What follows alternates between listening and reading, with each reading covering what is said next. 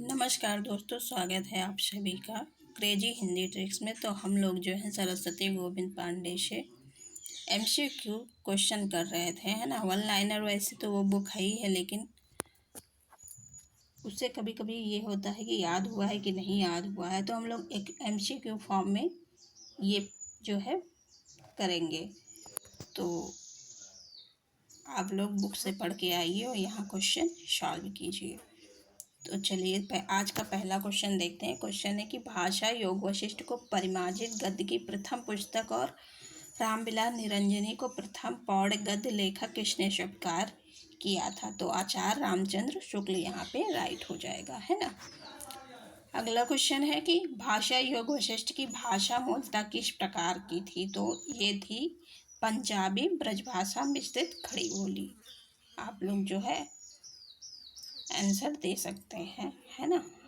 मेरे आंसर बताने से पहले वैसे तो यहाँ आंसर लिखा है, इसलिए लिखा है कि हम लोग वन लाइनर फॉर्म में जल्दी से कवर कर लेंगे ताकि दिमाग में जो है ये जो है सेट हो जाए। अगला क्वेश्चन है कि मुंशी सदासुख लाल ने खड़ी बोली में सुख सागर की रचना किस पौराणिक ग्रंथ के आधार पर की थी। तो वो हो जाएगा विष्णु पुराण। अगला क्वेश्चन है कि खड़ी बोली गद्य को एक साथ आगे बढ़ाने वाले चार प्रमुख महानुभावों में कौन शामिल है। तो उसमें हो जाएंगे सदासुख लाल, इंशा अल्लाह खां, लल्लू लाल और सदल मिश्र। ऑप्शन ए यहाँ पे राइट हो जाएगा। अगला क्वेश्चन है निम्नलिखित में से किन दो गद्यकारों का संबंध फोर्ट विलियम कॉलेज से नहीं है। तो यहाँ पे मुंशी सदासुख लाल नियाज और ईशा अल्लाह खां का जो है संबंध नहीं है। ऑप्शन बी राइट हो जाएगा।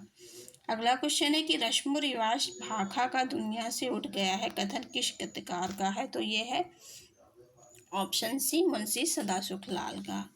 अगला क्वेश्चन है फोर्ट विलियम कॉलेज के प्राध्यापक भाषा मुंशी इनमें से कौन थे। तो कौन थे, लल्लू लाल और सदर मिश्र, ये दोनों थे। अगला क्वेश्चन है मुंशी सदासुख लाल नियाज की प्रमुख रचनाएं कौन सी हैं। तो उनकी रचना है सुख सागर एवं मुंतक बुख्तवारी। ऑप्शन ए यहाँ राइट होगा। अगला क्वेश्चन है कि इंशा अल्लाह खां ने रानी केतकी की कहानी की रचना की समयावधि के मध्य की थी। तो इन्होंने की थी सन 1798 से 1803 ईस्वी। अगला क्वेश्चन है रानी केतकी की कहानी को अन्य किस नाम से जाना जाता है। तो इससे जाना जाता है उदयभान चरित्र से। अगला क्वेश्चन है कि खड़ी बोली गद्य में लौकिक साहित्य लौकिक श्रृंगार में प्रेमक खान परंपरा का सूत्रपात सर्वप्रथम किस रचना से हुआ है। तो वो हुआ है रानी केतकी की कहानी से। अगला क्वेश्चन है यह वह कहानी है कि जिसमें हिंदी का छुट और न किसी बोली का मेल है न पुट, या भाषा नीति किसकी है। तो ईशा अल्लाह खां की है। ऑप्शन सी राइट होगा। शैली की दृष्टि से रानी केतकी की कहानी किस प्रकार की है। तो रानी केतकी की कहानी शैली की दृष्टि से हास्य प्रधान है। इंशा अल्लाह खां की भाषा शैली मुख्य विशेषता क्या थी। इंशा अल्लाह खां की भाषा शैली की मुख्य विशेषता क्या थी। तो ये तो पता होगा, चटकीली मटकीली अलंकृत और किस्सा गोई थी। अगला क्वेश्चन है कि हिंदी की पहली मौलिक लिखित गद्य कथा किसे माना जाता है। तो हिंदी की पहली मौलिक लिखित गद्य कथा की बात की गई है, तो वो रानी केतकी की कहानी। ऑप्शन ए राइट होगा। अगला क्वेश्चन है इंशा ने अपनी भाषा को किन 3 प्रकार के शब्दों से मुक्त रहने की प्रतिज्ञा की है। ये क्वेश्चन पूछे भी गए हैं, है ना। तो 3 भाषा से कौन कौन सी थी।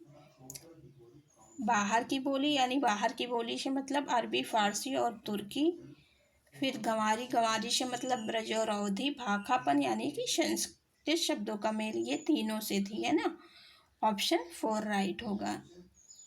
अगला क्वेश्चन है लल्लू लाल ने कुल कितनी पुस्तकों की रचना की थी। तो 11 की थी। इम्पोर्टेंट क्वेश्चन है, पूछा नहीं गया, पूछा जा सकता है, क्योंकि अब जो है 4 ऑप्शन दिए होते हैं, सब्जेक्टिव टाइप को होते हैं ना, तो कुछ भी पूछा जा सकता है।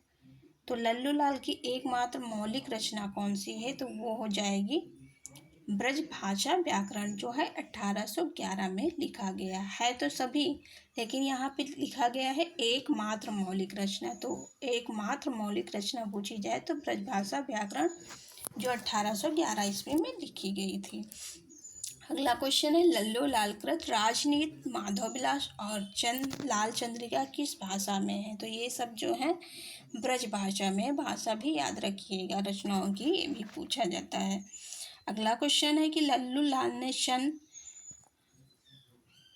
1802 ईस्वी में राजनीति नाम से किस ग्रंथ की कहानियों का ब्रजभाषा गद्य में अनुवाद किया था? वो हो जाएगा हितोपदेश।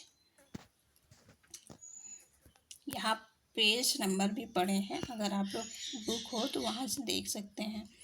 अगला क्वेश्चन है, प्रेम सागर या नागरी दशम चतुर्भुज मिश्र के किस ग्रंथ के ब्रजभाषा अनुवाद का खड़ी बोली में अनुवाद है? तो ये भगवत पुराण के 10वें स्कंद का है।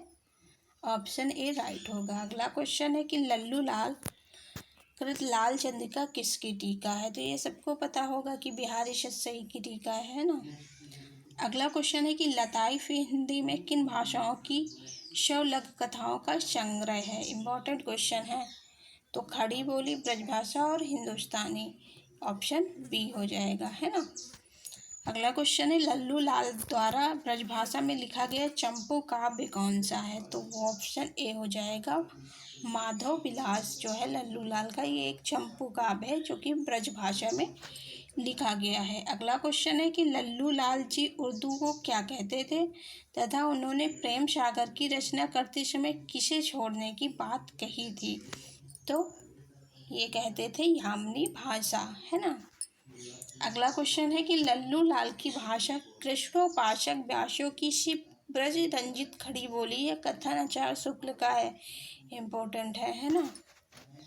अगला क्वेश्चन है, लल्लू लाल ने आगरा में एक प्रेस खोला था, उसका नाम क्या था? तो उसका नाम था संस्कृत प्रेस। ऑप्शन बी यहाँ पे राइट होगा। अगला क्वेश्चन है कि लल्लू लाल ने लताइफ ए हिंदी को अन्य किस नाम से पुकारा है? इम्पोर्टेंट ये भी है क्योंकि ऐसे क्वेश्चन बनते हैं। तो लताइफ ए हिंदी को वजवान ई रेख्ता कहा है। अगला क्वेश्चन है, शतलमिश्र मूलतः कहाँ के निवासी थे? अब जो है जन्म तो पूछा जाता, जन्म के साथ स्थान भी पूछा जा रहा है ना, कहाँ पे पैदा हुए थे, कहाँ के निवासी थे? तो ये सदल मिश्र जो है बिहार के आरा जिला के निवासी थे। अगला क्वेश्चन है कि सदल मिश्र की प्रमुख रचनाएं और उनका सही रचना वर्ष कौन सा है? तो चंद्रावली नासिकेतोपाख्यान 1803, रामचरित 1806, हिंदी पर्शियन विवाह की बोली, ये जो है लेटेस्ट एग्जाम हुआ उसमें पूछा गया था 1809। उपर्युक्त सभी कथन सत्य हैं। ऑप्शन यहाँ पे 4 राइट हो जाएगा। अगला क्वेश्चन है कि सदल मिश्र ने चंद्रावली या नासिकेतोपाख्यान की रचना किस वेद उपनिषद के आधार पर की थी? तो ये हो जाएगा यजुर्वेद कठोपनिषद में वर्णित नचिकेता की कथा से। इम्पोर्टेंट है, ये मत सोचिएगा कि सरस्वती गोविंद पढ़ने इम्पोर्टेंट नहीं, बहुत इम्पोर्टेंट है। 60% क्वेश्चन यहीं से बनते हैं। अगला क्वेश्चन है, सदल मिश्र ने रामचरित की रचना किस ग्रंथ के आधार पर की थी? तो वो की थी आध्यात्म रामायण के आधार पर। अगला क्वेश्चन है, सदल मिश्र की भाषा की प्रमुख शैलीगत विशेषता क्या थी? तो वो थी पूर्वी पल लिए हुए व्यवहारिक खड़ी बोली। आज का ये लास्ट क्वेश्चन है। क्वेश्चन है कि महत्व की दृष्टि से डॉक्टर श्याम सुंदर दास ने हिंदी गद्य के प्रारंभिक आचार्यों को किस क्रम में रखा है? इम्पोर्टेंट है ना ये क्वेश्चन। अभी पूछ लिया जाए कि श्याम सुंदर दास के अनुसार जो है प्रारंभिक 4 जो है आचार्य थे उनको कैसे रखा, पहले किसको रखा है? तो इंशाअल्लाह खां पहले होंगे, फिर सदल मिश्र, लल्लू लाल, फिर सदाशिव लाल, है ना। इनका क्रम होगा 1 2 3 4 क्रम से ही लगा है। और ये कहाँ जन्मे हैं? इंशाअल्लाह दिल्ली लखनऊ में, सदल मिश्र बिहार आरा में, लल्लू लाल आगरा इस दिल्ली में। तो आज का सेशन यहीं तक। सेशन अच्छा लगा हो तो लाइक शेयर सब्सक्राइब करना ना भूलें।